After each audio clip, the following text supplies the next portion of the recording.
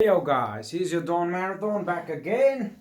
Today from my office, and my studies as a journalist are still going on, however, and a sports journalist and travel journalist. Today I would like to talk about why I prefer and deem the Garmin Fenix 3 as a better watch than the Garmin Fenix 6X Solar Pro. Yeah, you heard it right. Why do I consider this watch to be better? Here are a couple of main reasons. Of course, the Garmin Fenix 6X Solar Pro is a fantastic watch. The only watch by now which had no interruption with the Bluetooth signal and the GPS signal. No problem whatsoever. No problem at all. And in other words, it was in fact worth the money, 840 euros. But the problem is it's unnecessary to waste that much money on a watch of which you don't need the entire range of functions. So the Garmin Fenix 3 is for me the best option because it is by now, originally it was 550 euros, by now it is around 250 to 300 euros on the market. It costs, even though it hasn't lost any of its value, it's just cheaper because the technology got further, and this watch alone was just 90 euros. So it is secondhand, but it's working perfectly. And the thing is, my main arguments are these. The Garmin Fenix 3, as I mentioned, without the heart rate sensor, is a better option for me because I prefer the chest strap anyway, because I need a precise measuring of the heart rate, which none of those heart rate sensors is able to do, only the chest strap. So why do I have to waste my sanity on measuring the heart rate sensor on a day when I am not willing to follow my heart rate sensor, meaning the heart rate sensor is annoying you every time by measuring the data and saving and calculating your training load and stuff.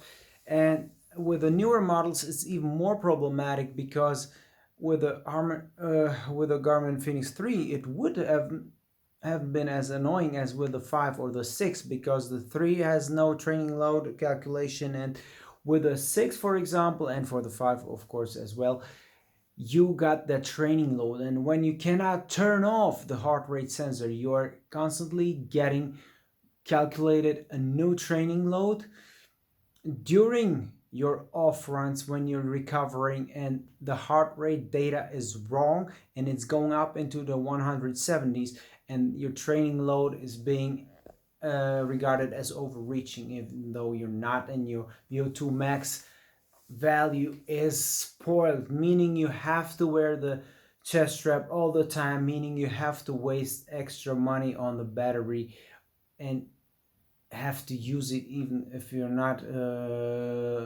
opting to monitor something important. So you don't need to have that chest strap all the time around your breasts, around your chest. So that's why it's very important that it's the last watch on the market, but the first perfect one at that, the Garmin Fenix 3, which is robust, has a precise and good signal of the GPS monitoring. The preciseness of the distance is very good, even though this watch is almost 6 years old since its production. So let's say 5 years, we got 21, and it was manufactured at the end of 2015. So this watch is extremely old, and the battery life is still very good. So this was the last watch on the market without a heart rate sensor, meaning this is something perfect for guys who like to monitor their heart rate with a chest strap and still do so forever, because it doesn't make any sense to monitor it via the heart rate sensor, which is wrong and most probably will be for good, because I don't see another technology to monitor it more precisely except the one I had with a MOSFET Strato earbuds, power buds, which were having a magnetic sensor in your ear, which is something totally different, and that was overriding the heart rate data from your heart rate sensor. The other thing is, of course, that I don't need the music, I don't need the distraction, because the music alone to be um, commanded and supervised from your watch is very difficult, because you might have interruption, you might have difficulties, you might have some malfunctions, and it wasting unnecessarily battery juice. So I would always opt for an external MP3 music player. The other thing are the pay functions, which I don't need at all. I only need a pure running watch, and the best pure running watch is this one, with this only reason. The weight is alright if you are having adjustments as a lighter silicone wristband, or even the Velcro band with 1 gram. You might go down to a weight of around 60 to 59 grams. And the Fenix 6 XL Pro was also around 82 grams. This one is at around 77 grams now. With the Velcro, the 6 XL Pro was 59 grams, and this one also goes down to exactly 59 grams. So there you have it. Weight-wise, with the same size, 51 millimeter, it's very, very, very nice. And I think that I will go along with this watch after having tested many watches on the market, because I need this very function to have a precise signal, good heart rate measuring, and the best of all, even back to this model, I had the option to implement a Garmin Connect data field, and the Peters Race Pacer, Peters Hivis, or Peters Race Pacing app, or a nice watch face of Kipchoge's face, as you can hear, the Nike Dark Horse.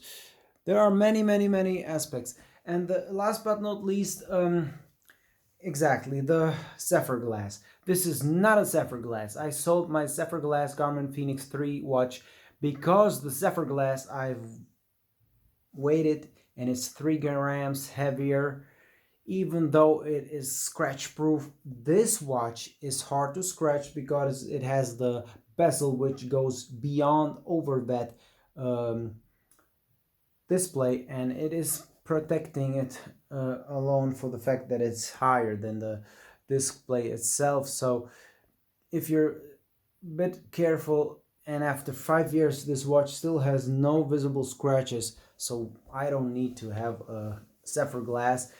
Because the other point is also, which is that the 6X Solar Pro didn't have a Zephyr Glass, because it was not as translucent as the Gorilla Glass, and it has less light coming in. So this screen is indeed more visible and lighter than the Zephyr Glass Fenix 3. So I'm having a better vision at daylight, even at night when the backlight is lit up. So this is it for today. Peace out. Your Dawn Marathon.